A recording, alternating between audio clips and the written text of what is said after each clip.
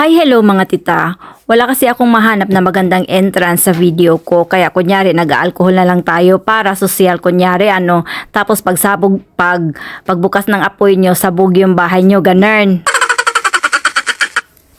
Good day to all of you mga tita, lalo na sa lahat ng magaganda. Kung pangit ka, o nasa sayo na yan kung paano mo tignan yung sarili mo, ganern.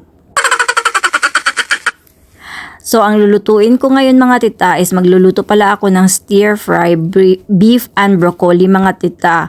Tapos, yung soup niya is yung bouillon soup lang. Beef bouillon. O, hindi niya alam yung beef bouillon. O, yung totoo. Alam mo. Hindi kaya. So, ganito lang yun mga tita, magpabukal ka lang ng tubig ba? Ano ba yung magpabukal sa Tagalog? O magpakulo ka ng tubig? Tapos, syempre, hindi naman pwedeng hindi mo hiwain yung mga broccoli mo. Alangan naman bubuin mo yan dyan. So, kailangan talaga paghihiwalayin mo yan sila. Kung gusto mo yung asawa niya, ganern. Hala, oy, mag-serious na nga tayo. Pero mga tita, may video naman siya. Kung hindi nyo makuha-kuha yung mga sinasabi ko, panoorin nyo na lang ng buo yung video ko ha, para alam nyo kung ano yung mga ginagawa ko. So, ayan mga tita is, ano yan, kitchen flour nyo yan. Yung flour lang, wag yung bread flour mga tita para hindi matigas ha.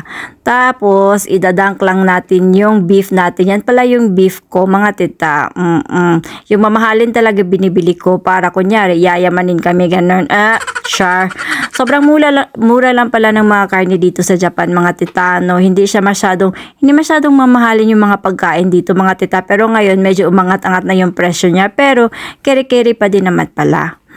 So ayan na yun mga tita, kumulo na yung ano natin, tubig natin, tapos ilalagay lang natin yung beef bouillon natin, yung hindi mo alam kung anong beef bouillon, 'di ba? Oo. Sige, mag-ano ka na lang, mag-beef cubes ka na lang, parang ganun lang siya mga tita. Tapos walang issue, ganun lang yon. Tabi mo lang siya kasi mamaya mo pa siya gagamitin. Tapos isusutay natin, saute. Bisaya pala ako mga tita, no? Kaya talaga yung ano ko, minsan yung pronunciation ko mga tita, yung medyo may matigas-tigas talaga siya.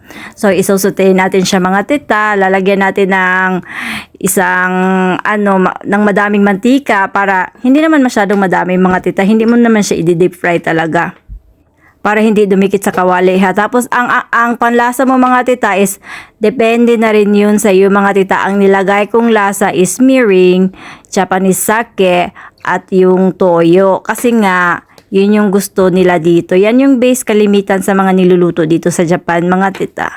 Tapos idadunk lang natin siya dyan. Swimming lang natin siya dyan sa mantika.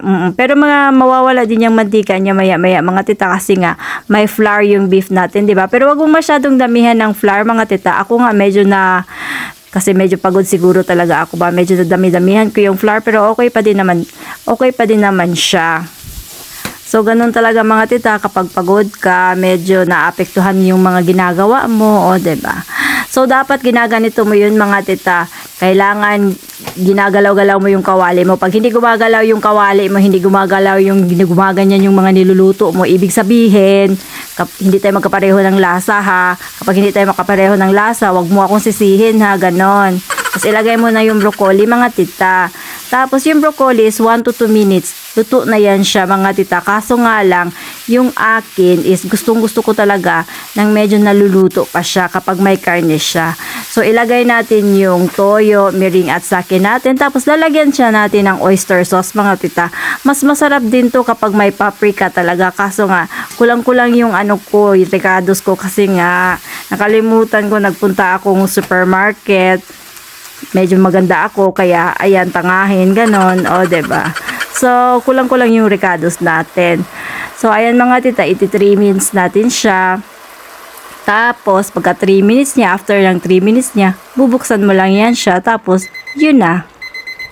So, tignan natin ang itsura niya, diba? Dapat ganyan siya mga tita. Medyo overcook yung broccoli niya. Yun yung gusto ko mga tita. Pero pag sa salad mga tita, 1 minute lang talaga para crispy siya. Diba? So, masarap yan talaga mga tita. Nakakadami ka ng ulam, nakaka-only rice ka sa bahay nyo mga tita. Kaya kapag nagluto ka nito, siguraduhin mong madami yung sinasaing mo. So, ayan, tinitikman ko na siya. Ayan pala yung aking itsura mga tita. Ang ganda ko, no? Filter lang yan, ayan ka na naman. Syempre libre ang filter, hindi pa pwede sa atin ang belo-belo, wala pa tayong kita ano. So ayan mga tita, lagay lang natin siya sa ibabaw ng kanin. And charang, oh 'di ba? Ang sarap-sarap niya talaga mga tita. So kung nagtitipid ka naman mga tita, pwede kang gumamit ng pork, ng chicken, or di kaya damihan mo na lang yung gulay mo, damihan mo yung broccoli mo. So ito na yung sabuyon soup natin mga tita. Lagyan lang natin siya ng hiniwang green onions, o 'di ba? So wala talagang ka-issue-issue mga tita. So yan na yung pagkain natin mga tita, tapos na siya. Mabilisan lang talaga kasi wala akong masyadong oras, 'di ba? Kasi nga kararating ko lang galing trabaho, tapos pakakainin ko na naman yung pamilya ko, o 'di ba? So kahit madali lang yung mga niluluto ko mga tita, at least sinisiguro ko na masarap ang mga lasa nito. So ito pala yung plato ko mga tita. Kaunti lang kasi ako pag kumain mga tita, pero tignan mo yung asawa ko. Sa kanya yung bowl na piniprepare ko kanina sa video. O tignan mo. O tignan nyo mga tita. O, diba?